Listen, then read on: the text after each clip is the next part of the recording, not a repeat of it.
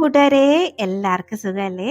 അപ്പോഴ് കുറച്ച് തൈര് ഒരു പാനിലോട്ടൊന്ന് ചേർത്ത് കൊടുക്കാം. ഇനി അതിലേക്ക് ഗ്രീൻ പീസ് ഉണ്ടല്ലോ, അതും കൂടെ ചേർത്ത് ഉണ്ടാക്കാൻ പറ്റുന്ന നല്ല അടിപൊളി ഒരു റെസിപ്പിയാണ് കാണിക്കുന്നത്. വളരെ പെട്ടെന്ന് ഉണ്ടാക്കിയെടുക്കാം. നല്ല ക്രീമി ആയിട്ടുള്ളൊരു റെസിപ്പിയാണ് കേട്ടോ. അപ്പോൾ ഇതെങ്ങനെ ഉണ്ടാക്കുന്നത് കണ്ടു നോക്കാം. അതിനു വേണ്ടി ചാനൽ ഇതുവരെ സബ്സ്ക്രൈബ് ചെയ്ത് ആരെങ്കിലും കാണുന്നുണ്ടെങ്കിൽ പ്ലീസ് ഒന്ന് സബ്സ്ക്രൈബ് ചെയ്ത് സപ്പോർട്ടോടെ ചെയ്തേക്കണേ. അപ്പോൾ ഇത് ഉണ്ടാക്കിയെടുക്കാൻ വേണ്ടി ഞാൻ 1 കപ്പോളം ഗ്രീൻ പീസ് ഒന്ന് ഓവർനൈറ്റ് ഒന്ന് കുതിർത്തെടുത്തതാണ് കേട്ടോ. അതാണ് ഇതുപോലെ.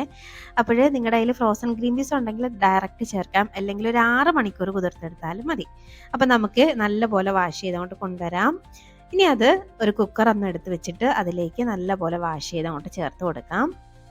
ഇനി ഇത് വേവാനും പാകത്തിന് കുറച്ച് വെള്ളം കൂടെ ഞാൻ ചേർത്ത് കൊടുക്കുന്നുണ്ട്. ഏതാണ്ട് ഒരു 1.5 കപ്പോളം വെള്ളം ചേർത്ത് കൊടുക്കുന്നുണ്ട് കേട്ടോ. ഇനി ഇതിലേക്ക് കുറച്ച് ഉപ്പും കൂടെ ചേർത്ത് കൊടുക്കാം. ഉപ്പ് വല്ലതും പോരാത്തതായിട്ടുണ്ടെങ്കിൽ പിന്നീട് ചേർക്കാവുന്നതേ ഉള്ളൂ. അപ്പോൾ കുറച്ച് ഞാനിപ്പോൾ ചേർത്ത് കൊടുക്കുന്നുണ്ട്. ഇനി നമുക്ക് ഈ കുക്കർ ഒന്ന് മൂടി വെച്ചിട്ട് ഒരു 4 വിസിൽ കേൾക്കുന്നവരെയും ഒന്ന് വേവിച്ചെടുക്കാം. ഗ്രീൻ പീസ് ഒക്കെ നന്നായിട്ടൊന്ന് വെന്ത് കിട്ടണം. അപ്പോൾ ഇതൊന്ന് അടച്ച് വെക്കുന്നുണ്ട്.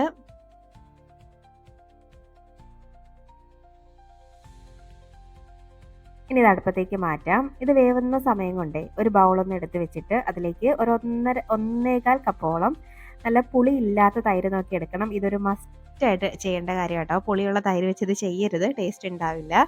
അപ്പോൾ പുളിയില്ലാത്ത തൈര് തന്നെ എടുത്തിട്ട് ഇനി അതിലേക്ക് നമുക്ക് ചേർത്ത് കൊടുക്കുന്നത് കടലമാവുണ്ടല്ലോ, കടലമാവാണ് ചേർത്ത് കൊടുക്കുന്നത്. ഏതാണ്ട് ഒരു 1.5 ടേബിൾ സ്പൂണോളം കടലമാവ് ചേർക്കുന്നുണ്ട്. ഇത് അത്യാവശ്യം വലിയ സ്പൂൺ ആയതുകൊണ്ട് ഇത് 1.25 തോന്നുള്ളൂ. ശരിക്കും പറഞ്ഞാൽ 1.5-2 ടേബിൾ സ്പൂണോളം അടുത്ത് ചേർത്തിട്ടുണ്ട് ഞാൻ. ഇനി ഇത് നല്ലപോലെ കട്ടകളൊക്കെ ഒന്ന് ഉടച്ച് എല്ലാം കൂടെ ഒരു വിസ്ക് വെച്ചിട്ടൊന്ന് മിക്സാക്കി എടുക്കാം ഇതുപോലെ. അപ്പോൾ ഈ കടലമാവ് എന്തിനാണ് ചേർക്കുന്നത്? ഇതിന് മുന്നേ ഒരു വീഡിയോ ചെയ്തപ്പോൾ 2-3 പേര് ചോദിച്ചിട്ടുണ്ടായിരുന്നു. ശരിക്കും പറഞ്ഞാൽ കടലമാവ് ചേർക്കുമ്പോഴേക്കും നമുക്ക് ഈ തൈര് അങ്ങനെ പിരിഞ്ഞ് കിട്ടില്ല. ചൂടോടെ നമുക്കിത് ചേർത്തിട്ട് ഒന്ന് തിളപ്പിച്ചാലും പിരിഞ്ഞു പോവില്ല. പിന്നെയെന്ന് വെച്ച് കഴിഞ്ഞാൽ നല്ലൊരു തിക്നെസ്സും കിട്ടും കേട്ടോ. അതിന് വേണ്ടിയിട്ടാണ്. അപ്പോൾ അതാണ്ട് കടലമാവ് ചേർത്ത് നല്ലപോലെ മിക്സാക്കി മാറ്റി വെച്ചിട്ടുണ്ട്. നമ്മുടെ കുക്കറിൽ വെച്ചിരിക്കുന്ന ഐറ്റം ഇവിടെ വെന്ത് വന്നിട്ടുണ്ട്. അപ്പോൾ ഒന്ന് ഓപ്പൺ ആക്കി നോക്കാം. നമ്മുടെ ഗ്രീൻ പീസ് ഒക്കെ നല്ലപോലെ വെന്ത് കിട്ടിയിട്ടുണ്ട്. അപ്പോൾ എൻ്റെ കുക്കറിൽ 4 വിസിലാണ് കേട്ടോ കേട്ടത്. ഇതുപോലെയാണ് വേവിച്ചെടുക്കേണ്ടത്. അപ്പോൾ നമുക്ക് ഇത് അങ്ങോട്ട് മാറ്റി വെക്കാം. ഇനി നമുക്ക് പെട്ടെന്ന് ഉണ്ടാക്കിയെടുക്കാൻ കറി ഒരു താമസവും ഇല്ല, വളരെ പെട്ടെന്ന് ഉണ്ടാക്കാം. അതിനൊരു പാൻ അടുപ്പത്ത് വെച്ചിട്ടുണ്ട്. പാൻ ഒന്ന് ചൂടായി വരുമ്പോഴേക്കും അതിലേക്ക് കുറച്ച് വെളിച്ചെണ്ണ ചേർത്ത് കൊടുക്കാം. വെളിച്ചെണ്ണ ഒന്ന് ചൂടായി വരട്ടെ. അപ്പം നിങ്ങൾക്കിത് ബട്ടറിലും നെയ്യിലും ഒക്കെ ചെയ്തെടുക്കാം കേട്ടോ. അപ്പോഴേ ഞാൻ വെളിച്ചെണ്ണയാണ് എടുക്കുന്നത്. ഇനി ഇതിലേക്ക് കുറച്ച് ചെറിയ ജീരകം ഇട്ട് ഒന്ന് മൂത്ത് വരട്ടെ. അപ്പോഴേക്കും ഇതിലേക്ക് കുറച്ച് മാത്രം സവാള ഞാനൊന്ന് ചേർത്ത് കൊടുക്കുന്നുണ്ട്. ഒരു സവാളേൻ്റെ പകുതി പോലും എടുത്തിട്ടില്ല. നീളത്തിൽ അരഞ്ഞ് ഒന്ന് ചേർത്തിട്ടുണ്ട്. ഇനി എരിവിന് ഒരു പച്ചമുളക് മാത്രം ചെറുതായിട്ട് അരഞ്ഞ് അതും കൂടെ ചേർത്ത് കൊടുക്കുന്നുണ്ട്. അപ്പോൾ നിങ്ങളുടെ ആ ഒരു എരിവിനനുസരിച്ച് പച്ചമുളകിൻ്റെ എണ്ണമൊക്കെ കൂട്ടാട്ടോ. ഇനി നമുക്ക് ജസ്റ്റ് ഒന്നങ്ങ് വഴറ്റിയെടുക്കാം. ഒരുപാട് സമയമിട്ട് വഴറ്റിയെടുക്കേണ്ട ആവശ്യമൊന്നുമില്ല. അതുമല്ല വളരെ പെട്ടെന്ന് വെന്ത് കിട്ടും. ഇത് കുറച്ച് മാത്രമല്ലേ ഉള്ളൂ. അപ്പോൾ അതാണ്ട് സവാളയ്ക്ക് ഒന്ന് വെന്ത് വന്നിട്ടുണ്ട്. അപ്പോൾ ഈ ഒരു പാകം വരെ ആകുമ്പോഴേക്കും ഇതിലേക്ക് ഒരു 1/4 ടീസ്പൂണൊക്കെ മഞ്ഞൾപ്പൊടിയും ഇനി 1 ടീസ്പൂൺ കാശ്മീരി ചില്ലിയാണ് കേട്ടോ ചേർക്കുന്നത്. 1 ടീസ്പൂണേ എടുത്തിട്ടുള്ളൂ. ഇനി 1 ടീസ്പൂൺ മല്ലിപ്പൊടിയും കൂടെ നമുക്ക് ഇട്ട് കൊടുക്കാം. ഇത്രയേ ഉള്ളൂ. പൊടികളൊന്നും ഇനി ചേർക്കേണ്ട ആവശ്യമില്ല. അപ്പോൾ നമുക്കിനി നല്ല പോലെ ഒന്ന് മിക്സാക്കി പൊടികളുടെ പച്ചമണമൊക്കെ ഒന്ന് മാറുന്നവരെ മിക്സാക്കി കൊടുക്കാം.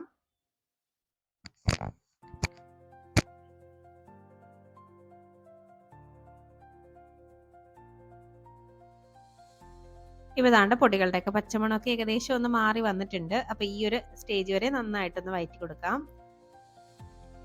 ഇനി ഇതിലേക്ക് ചേർക്കുന്നത് നമ്മൾ നേരത്തെ വേവിച്ച് വെച്ചേക്കുന്ന നമ്മുടെ ആ ഒരു ഇതുണ്ടല്ലോ ഗ്രീൻ പീസ്, അതും കൂടെ ഇതിലേക്ക് ചേർത്ത് കൊടുക്കാം. ആ വെള്ളത്തോട് കൂടി തന്നെ ഞാനൊന്ന് ഒഴിച്ചു കൊടുത്തിട്ടുണ്ട്. ഇനി നല്ല പോലെ ഒന്ന് മിക്സാക്കി എടുക്കാം. അപ്പോൾ ഇത് നല്ലപോലെ ഒന്നങ്ങ് മിക്സാക്കി എടുത്തിട്ട് ഇത് അത്യാവശ്യം നല്ല പോലെ ഒന്ന് തിളച്ച് വരണം. അപ്പോൾ ആ ഒരു സ്റ്റേജ് വരെ നമുക്കൊന്ന് വെയിറ്റ് ചെയ്യാം. നല്ല പോലെ ഒന്ന് കിടന്ന് തിളച്ച് ആ എണ്ണയൊക്കെ ഒന്ന് തെളിഞ്ഞ് വരണം. ഇതുപോലെ ഇപ്പോൾ നല്ല തിളച്ച എണ്ണയൊക്കെ ഒന്ന് തെളിഞ്ഞ് മേളി നിൽപ്പുണ്ട്. അപ്പം ഈ ഒരു സമയമാകുമ്പോഴേക്കും നമുക്ക് ജസ്റ്റ് ഒന്നും കൂടെ മിക്സ് ആക്കിയിട്ട് നമ്മൾ നേരത്തെ റെഡിയാക്കി വെച്ചേക്കുന്ന തൈരിൻ്റെ മിക്സ് ഉണ്ടല്ലോ, അപ്പോൾ അതങ്ങോട്ട് ചേർത്ത് കൊടുക്കാം. ഇതിനെ ഫ്ലെയിം ഓഫ് ആക്കണമെന്നൊന്നും ഇല്ല കേട്ടോ. നമുക്ക് ഇങ്ങനെ ഫ്ലെയിം ഓണായി ഇരിക്കുമ്പോൾ തന്നെ നമുക്ക് തൈര് ചേർത്ത് കൊടുക്കാം. നമ്മൾ കടലമാവൊക്കെ ചേർത്തേക്കുന്നതുകൊണ്ട് പിരിഞ്ഞൊന്നും പോവില്ല. അപ്പോൾ ഇനി എല്ലാം കൂടെ നല്ല പോലെ ഒന്ന് ഇളക്കി കൊടുക്കണം. കുറച്ച് സമയം കൈവിടാതെ ഒന്ന് ഇളക്കി കൊടുക്കണം. നമ്മൾ ഇതിലേക്ക് കടലമാവൊക്കെ ചേർത്തേക്കുന്നതുകൊണ്ട് തന്നെ ചിലപ്പോൾ ഒന്ന് കട്ട പിടിക്കാനുള്ള സാധ്യതയൊക്കെ ഉണ്ട്. അങ്ങനെ പിടിക്കൊന്നുമില്ല, എങ്കിലും കൈവിടാതെ കുറച്ച് സമയം ഒന്ന് ഇളക്കി കൊടുത്താൽ മതി. ഒരു 1-2 മിനിറ്റൊക്കെ. അപ്പോൾ ഇതുപോലെ ഒന്ന് ഇളക്കി ഇളക്കി ഇങ്ങനെ കൊടുക്കുമ്പോഴേക്കും കുറച്ച് കുറച്ച് തിക്കായിട്ട് വരാൻ തുടങ്ങും ഇത്. അപ്പോൾ ഈ ഒരു സമയം ഉപ്പൊക്കെ നോക്കിയിട്ട് ആവശ്യത്തിനുണ്ടെങ്കിൽ ചേർത്ത് കൊടുക്കേണ്ട, കുറച്ചും കൂടെ വേണമെങ്കിൽ കുറച്ച് ചേർക്കാം. ഞാനിവിടെ ഒരു അല്പം ചേർത്ത് കൊടുക്കുന്നുണ്ട്. അപ്പോൾ നേരത്തെ നമ്മൾ ഉപ്പ് ചേർത്തതാണ്, അതുകൊണ്ട് നോക്കിയിട്ട് മാത്രം ചേർത്താൽ മതി. ഇനി വീണ്ടും ഒന്നുകൂടെ മിക്സ് ആക്കിയിട്ട് നമുക്കിത് നല്ല പോലെ ഒന്ന് തിളപ്പിച്ചെടുക്കണം. തിളച്ച് ഗ്രേവിയൊക്കെ ഒന്ന് വറ്റി നല്ല ഒന്ന് കുറുകി വരണം. ആ ഒരു സ്റ്റേജ് വരെയും നല്ല പോലെ ഒന്ന് തിളപ്പിച്ചെടുക്കണം. അപ്പോൾ ഇതൊന്ന് തിളച്ച് വരട്ടെ. ഇപ്പോൾ ദാണ്ട തിളച്ച് തുടങ്ങിയിട്ടുണ്ട്. നന്നായിട്ടൊന്ന് തിളച്ച് വരട്ടെ അവിടെ കിടന്ന്. ഇതങ്ങനെ അടച്ചു വെച്ചിട്ട് വേവിച്ചെടുക്കേണ്ട ആവശ്യമൊന്നുമില്ല. ഇതുപോലെ ഒന്ന് തിളച്ചതാണ്ട. ഇപ്പം നല്ല തിളച്ച് ഗ്രേവിയൊക്കെ വറ്റി നല്ല ക്രീമി ആയിട്ട് കിട്ടിയിട്ടുണ്ട്. നല്ല ടേസ്റ്റി ആയിട്ടുള്ള ഒരു ഗ്രീൻ പീസ് കറിയാണ് കേട്ടോ ഇത്. നമ്മളിതിലേക്ക് തേങ്ങ അരച്ച് ചേർക്കുക ഒന്നും ചെയ്തിട്ടില്ല. പക്ഷെ കറി കണ്ടോ നല്ല ക്രീമിയാണ്, യമ്മിയാണ് കേട്ടോ. അപ്പോൾ നമുക്കിത് ഫ്ലെയിം ഓഫ് ആക്കാം. എൻ്റെ ടേസ്റ്റി ആയിട്ടുള്ള നല്ലൊരു ഗ്രീൻ പീസ് കറി ഇവിടെ റെഡി ആയിട്ടുണ്ട്. അപ്പോൾ നമ്മൾ എന്നും പല രീതിയിലൊക്കെ ഗ്രീൻ പീസ് കറി ഉണ്ടാക്കാറുണ്ടായിരിക്കും അല്ലേ. അപ്പം ഒരു വട്ടം ഇതുപോലെ ഒന്ന് ഉണ്ടാക്കി നോക്കിക്കഴിഞ്ഞാൽ നിങ്ങൾക്ക് ഒരുപാട് ഇഷ്ടമാവും.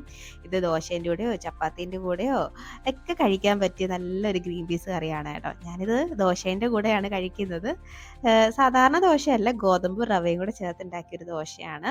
ഇതിലേക്ക് അങ്ങോട്ട് മുങ്ങാൻ പാകത്തിന് ഒഴിച്ചിട്ട് അങ്ങോട്ട് കഴിക്കണം. നല്ല ടേസ്റ്റിയാണ്. അപ്പോൾ ട്രൈ ആക്കി നോക്കിയിട്ട് അഭിപ്രായം പറയാൻ മറക്കരുത് കേട്ടോ. അപ്പോൾ ഇനി ഒരു റെസിപ്പിയുമായിട്ട് വീണ്ടും കാണാം.